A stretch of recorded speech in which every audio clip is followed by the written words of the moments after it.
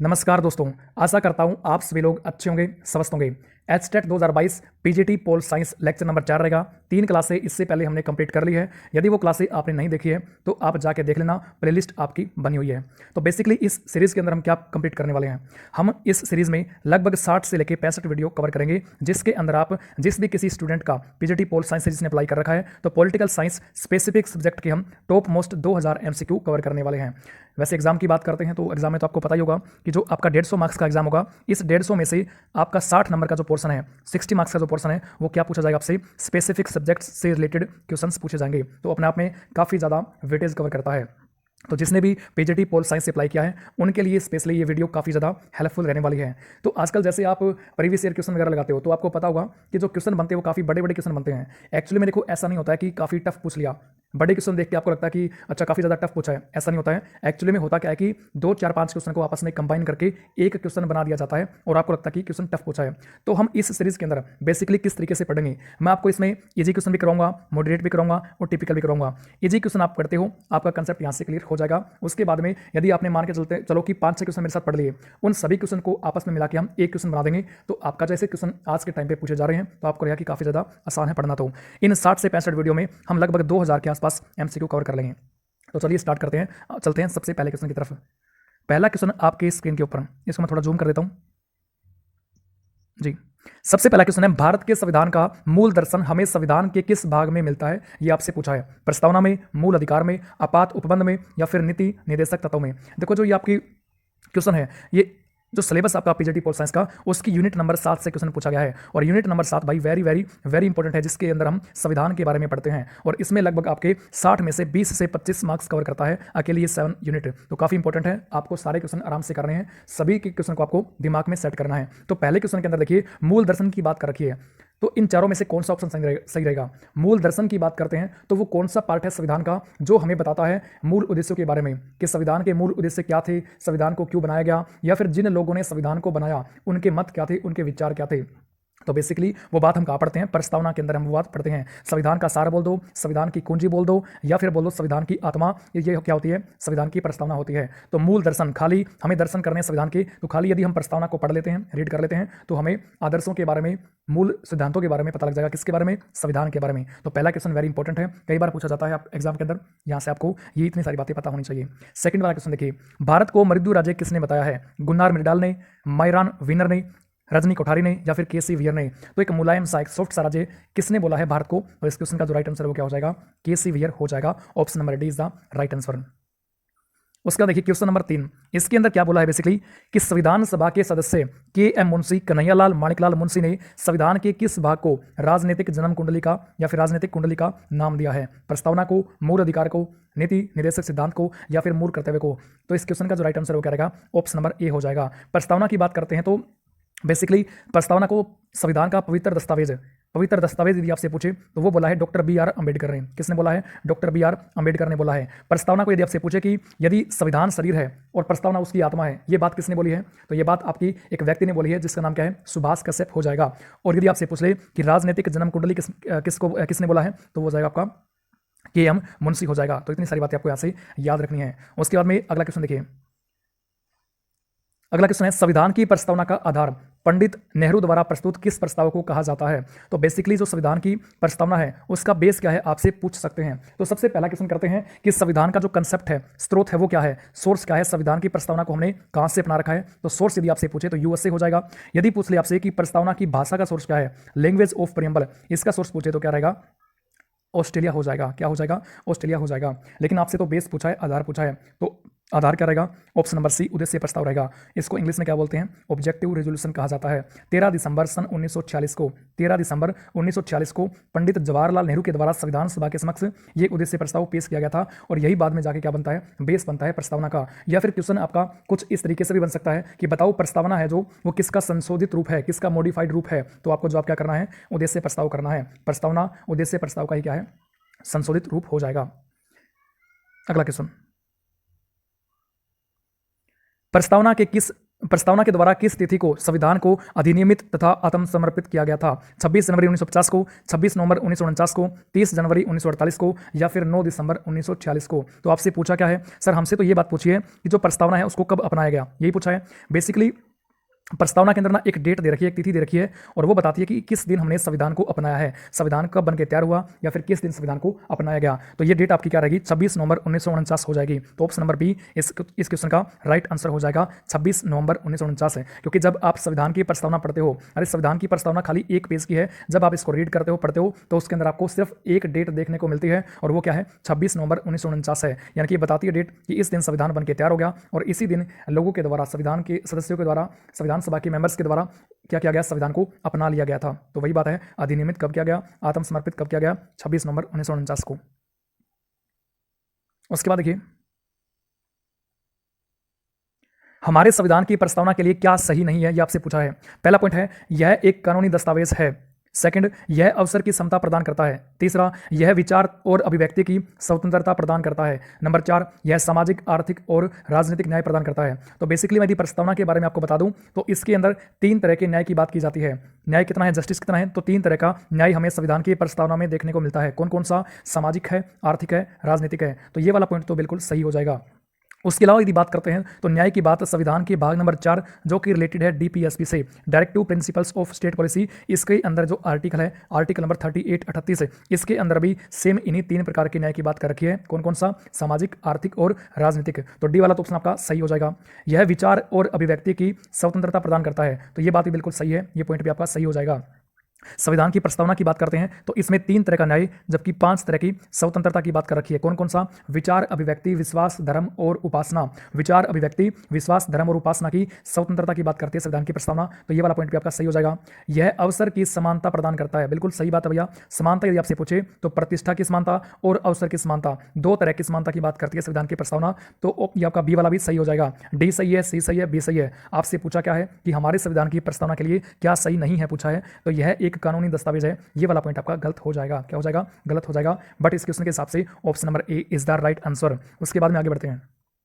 अगला क्वेश्चन है, सर्वोच्च न्यायालय के द्वारा किस वाद में यह निश्चित किया गया कि यद्यपि प्रस्तावना संविधान निर्माताओं के मस्तिष्क की कुंजी परंतु यह संविधान का भाग नहीं है? यानी कि इन विचारों में से कौन सा ऐसा मामला था, कौन सा ऐसा केस था जिसमें संविधान की जो प्रस्तावना है उसको संविधान निर्माताओं के मस्तिष्क की कुंजी तो माना गया परंतु संविधान का भाग नहीं माना गया? केशवानंद भारतीवाद, गोलकनाथवाद, बेरूबाड़ी यूनियन और मिनर्वा मिल्स वाद। बेसिकली बात करते हैं तो जो आपका बेरूबाड़ी यूनियन वाद है ये 1960 का है। इसके अंदर बोला गया कि जो प्रस्तावना है वो संविधान निर्माताओं के मस्तिष्क की कुंजी है, संविधान निर्माताओं के विचारों को जानने की कुंजी तो है परंतु इसको संविधान का अंग नहीं माना गया था बेरूबाड़ी वाद के अंदर।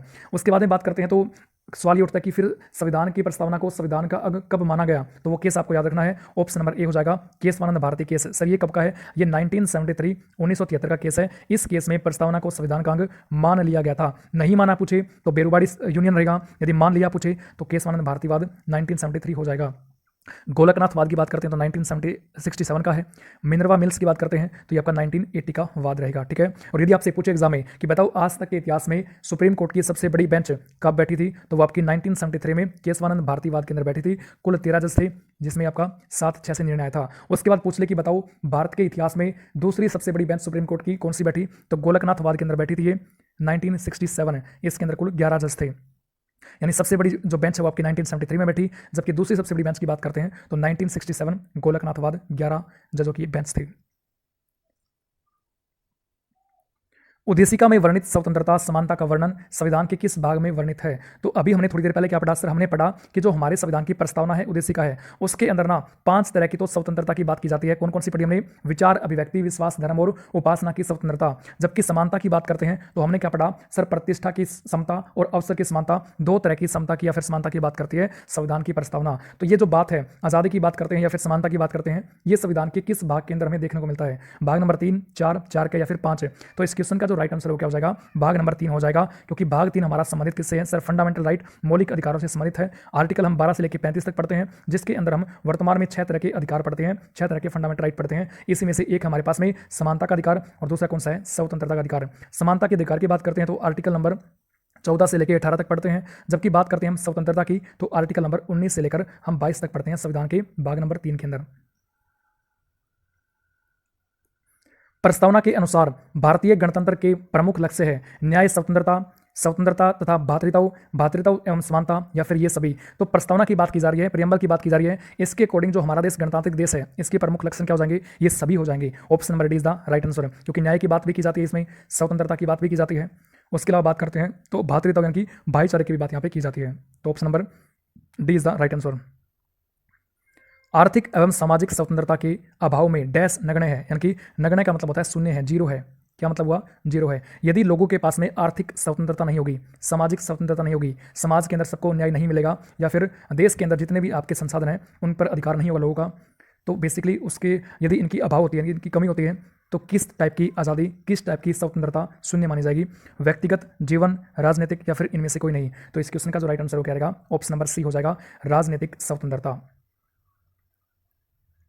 संविधान की प्रस्तावना में अब तक कितनी बार संशोधन हुआ है? एक बार, 4 बार, 6 बार, या फिर कोई संशोधन नहीं? देखो बेसिकली बात की जाए तो संविधान की प्रस्तावना लिखा है, परंतु संविधान के अंदर यदि कुछ भी चेंज करना है, कुछ भी बदलाव करना है, तो उसको हम बोलते हैं संविधान के अंदर संशोधन करना, यानी कि चेंज करना, बदलाव करना। और चेंज करने की जो पावर है वो किसके पास है? वो संसद के पास होती है, पार्लियामेंट के पास होती है। संसद क्या होती है? संसद होती है सेंटर की विधायिका, यानी कि सेंट्रल लेवल पे पूरे देश के जो कानून बनता है तो वो कानून संसद के द्वारा बनाए जाते हैं। संसद के बेसिकली 2 हाउस होते हैं, लोकसभा और राज्यसभा। संसद के 3 अंग होते हैं, लोकसभा, राज्यसभा और राष्ट्रपति। तो अंग पूछे 3 हो जाएंगे, और यदि आपसे पूछ ले कि बताओ कितने सदन है, तो 2 हो जाएंगे।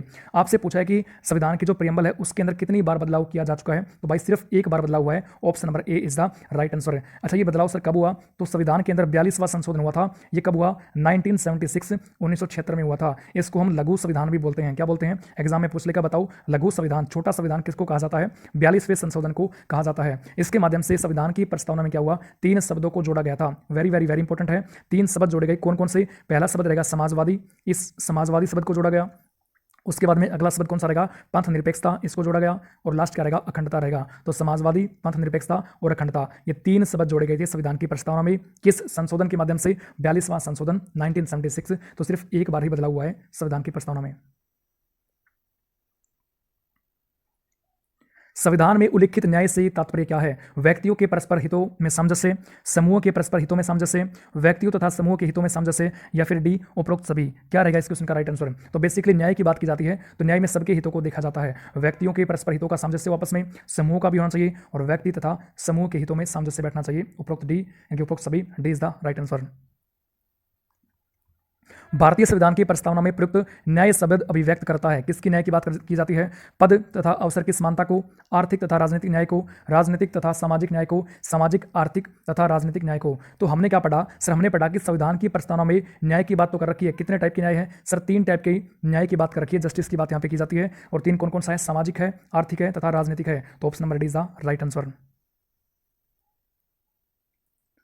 संविधान के मूल दर्शन में किस अधिकार के अंतर्गत प्रत्येक मनुष्य को अपने व्यक्तित्व के समुचित विकास के लिए समान अवसर उपलब्ध कराए गए हैं? स्वतंत्रता का अधिकार, समानता का अधिकार, शोषण के विरुद्ध अधिकार, या फिर इनमें से कोई नहीं? तो बेसिकली समानता की बात की गई है ना, यहाँ पे समान अवसर की बात की जाती है, तो इसके लिए आपका समानता का अधिकार हो जाएगा। ये हम कहाँ पढ़ते हैं सर? हम संविधान के भाग नंबर 3 के अंदर पढ़ते हैं। सर भाग नंबर 3 जो आपका है वो किस से संबंधित है? तो FR यानी कि फंडामेंटल राइट, मौलिक अधिकार से संबंधित हो जाएगा। मौलिक अधिकार के अंतर्गत पहले 7 तरह के अधिकार थे, वर्तमान में 6 तरह के अधिकार है, तो एक कम हो चुका है। कौन सा? संपत्ति का अधिकार हटाया जा चुका है यहाँ से। तो वर्तमान में जो हम 6 तरह के अधिकार पढ़ते हैं उसमें जो सबसे पहला अधिकार है आर्टिकल नंबर 14 to 18, 14 से 18, वो कौन सा है? समता बोल दो या फिर समानता का अधिकार बोल दो। तो इसी समानता के अधिकार में समान अवसर की बात यहां पे की जाती है।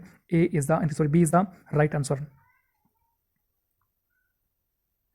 मूल संविधान में समाजवाद शब्द का उल्लेख नहीं था, इसे प्रस्तावना में जोड़ा गया 42वें के माध्यम से, 44वें के माध्यम से, 40वें या फिर 39वें के माध्यम से। तो संविधान के अंदर जो बदलाव किया गया, संशोधन किया गया, थोड़ी देर पहले हमने क्या पढ़ा सर? आपने हमें बताया कि संविधान के अंदर ना जो प्रस्तावना है उसके अंदर 1 बार चेंज हुआ है, 1 बार बदलाव हुआ है। और ये कब हुआ सर? 42वां संशोधन था, 1976 में हुआ। इसके माध्यम से संविधान की प्रस्तावना में 3 शब्दों को जोड़ा गया था, जिसमें सबसे पहला कौन सा पढ़ा? समाजवादी हमने पढ़ा था। तो बेसिकली ये चेंज जो हुआ किस संशोधन के माध्यम से हुआ sir? Option number A is the right answer. 42वां संशोधन 1976 के द्वारा ऐसा किया गया था। समाजवाद के अलावा पंथ निरपेक्षता और अखंडता शब्द को जोड़ा गया था। ऐसी व्यवस्था जिसमें उत्पादन के सभी साधनों अर्थात पूंजी, संपत्ति, जमीन आदि पर सार्वजनिक स्वामित्व या नियंत्रण के साथ वितरण में समतुल्य सामंजस्य हो, इसको क्या कहा जाता है। तो आपको माइंड में सिर्फ ये बात याद रखनी है कि जो भी हमारे पास में रिसोर्सेज होते हैं, किसी भी देश के पास में जितने भी संसाधन उपलब्ध होते हैं, उन संसाधनों पर अधिकार किसका है। प्राइवेट का है, प्राइवेट सेक्टर का है तो उसको हम क्या बोलेंगे, पूंजीवाद बोलते हैं। यदि प्राइवेट का है तो पूंजीवाद बोलते हैं। यदि सरकार का नियंत्रण होता है समस्त संसाधनों पर तो उसको हम बोलते हैं समाजवाद है। तो यहाँ भी क्या लिखा है, सार्वजनिक लिखा है ना। सार्वजनिक का मतलब होता है पब्लिक, यानी कि सरकार की बात की जा रही है, यानी कि देश के सभी उत्पादनों पर पूंजी, संपत्ति, जमीन पर अधिकार यदि हो सरकार का तो उसे हम क्या बोलते हैं, समाजवाद बोलते हैं। तो राइट आंसर क्या हो जाएगा, ऑप्शन नंबर ए हो जाएगा। आज की अंतिम स्लाइड, संविधान की प्रस्तावना में पंथ निरपेक्षता की भावना का अर्थ क्या है। राज्य सभी मतों की समान रूप से रक्षा करेगा, राज्य का स्वयं अपना कोई धर्म नहीं होगा, यह संविधान का आधारित लक्षण है तथा यह विधि सम्मत है, उपरोक्त सभी। तो बेसिकली जो क्वेश्चन है इसका जो राइट आंसर वो क्या हो जाएगा, ऑप्शन नंबर डी हो जाएगा। पंथ निरपेक्षता का अर्थ क्या होता है कि हमारा जो देश है या फिर हमारा जो संविधान है वह किसी भी एक धर्म को प्रमोट नहीं करता। हमारा देश सभी धर्मों के प्रति तटस्थ है, किसी भी पर्टिकुलर एक धर्म को हम प्रमोट नहीं करते, यही मतलब होता है पंथ निरपेक्षता का। तो option number D right answer हो जाएगा। अगला क्वेश्चन, संविधान सभा में उद्देश्य प्रस्ताव पंडित नेहरू द्वारा कब प्रस्तुत किया गया था। तो इसके बारे में चर्चा हमने वीडियो में पहले भी कर रखी है। उद्देश्य प्रस्ताव जिसको हम इंग्लिश में ऑब्जेक्टिव रेजोल्यूशन बोलते हैं, तो बेसिकली ये पेश कब किया गया, प्रस्तुत मतलब कि पेश कब किया गया, तो 13 दिसंबर 1946 को पंडित जवाहरलाल नेहरू के द्वारा संविधान सभा के समक्ष उद्देश्य प्रस्ताव को पेश किया गया था। और इसका उद्देश्य क्या था कि संविधान को बनाने के पीछे क्या उद्देश्य होगा। बेसिकली इसके अंदर 8 तरह के आर्टिकल्स, अनुच्छेद थे और बाद में जाके उद्देश्य प्रस्ताव का जो संशोधित रूप है वो क्या बना, आपकी प्रस्तावना बनती है। तो आपसे पूछा क्या जाएगा, बताओ आधार क्या है, प्रस्तावना का बेस क्या है, तो उद्देश्य प्रस्ताव राइट आंसर हो जाएगा। ये तो बात की प्रस्तुत कब किया गया। यदि आपसे पूछ ले कि भैया ये पास कब हुआ, पारित कब हुआ, तो पारित हुआ था ये 22 जनवरी को। कब की आएगी, 1947 की आएगी। तो 22 जनवरी 1947 को क्या हुआ था भाई, ये जो आपका उद्देश्य प्रस्ताव ये पास हुआ था। पेश और पास में फर्क होता है। संविधान के किस भाग में मूल अधिकार का वर्णन किया गया है। तो काफी ज्यादा आसान क्वेश्चन है। इस क्वेश्चन का आंसर क्या हो जाएगा, भाग 3 हो जाएगा, जो कि रिलेटेड है फंडामेंटल राइट से। आर्टिकल्स कहाँ से कहाँ तक पढ़ते हैं सर, 12 से लेके आर्टिकल 35 तक हम पढ़ते हैं, फंडामेंटल राइट पढ़ते हैं, मौलिक अधिकार पढ़ते हैं। मौलिक अधिकार का सोर्स क्या है, स्रोत क्या है, कहाँ से अपना रखे हैं, आंसर क्या रहेगा, यूएस से हो जाएगा, यूनाइटेड स्टेट्स ऑफ अमेरिका से। मौलिक अधिकारों का सर्वप्रथम विकास किस देश में हुआ, तो इस क्वेश्चन का आंसर क्या रहेगा, ब्रिटेन रहेगा। ब्रिटेन में सबसे पहले मौलिक अधिकारों का विकास हुआ था। संविधान का अधिकार पत्र यानी कि मैग्ना कार्टा किसे कहा जाता है, तो इस क्वेश्चन का आंसर क्या रहेगा, मौलिक अधिकार, फंडामेंटल राइट को संविधान का मैग्ना कार्टा कहा जाता है। या फिर यूं भी आ सकता है कि संविधान का मैग्ना कार्टा किसे कहेंगे, भाग नंबर 3 को कहेंगे, भाग नंबर 3 को। लास्ट क्वेश्चन आज का, किसी भी लोकतंत्र की सफलता या असफलता उस देश की जनता को मिली डैश पर निर्भर करती है।